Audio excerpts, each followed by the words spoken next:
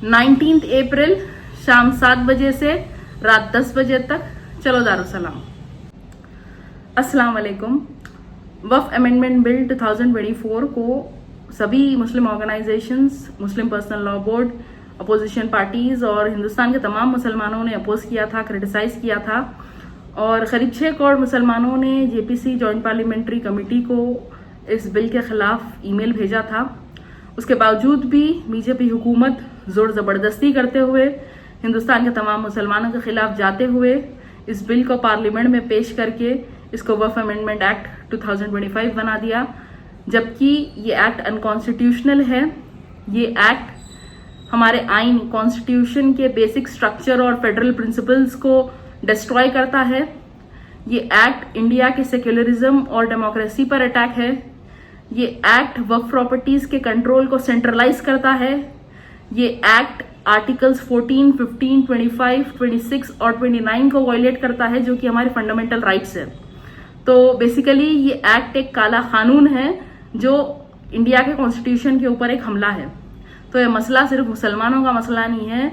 ये अगर हमारे मुल्क के दस्तूर के खिलाफ जाते हुए हमारे मजहबी मसलों में दखल दिया जा रहा है, हमारी शरीयत पर हमला हो रहा है, हमारे रिलीजियस मैटर्स में इंटरफियर किया जा रहा है, तो कल के दिन दूसरे मजहब के मसलों में भी दखल दिया जाएगा। एक मुनज्जम मंसूबे और साजिशों के तहत ये एक्ट को लाया गया है।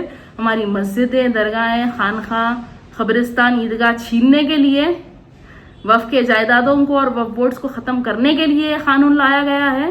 वक्फ अमेंडमेंट एक्ट 2025 हमारी शरीयत पर, हमारे मजहब पर हमला है।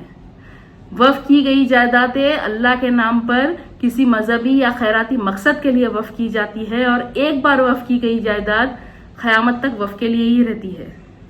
तो अल्लाह के नाम पर वक्फ की गई जायदादों को बचाना, उनका तहफ़्फ़ुज़ करना हर मुसलमान की जिम्मेदारी है। ये हमारा मजहबी फ़राइज़ है कि हम इस काले कानून के खिलाफ एहतजाज करें।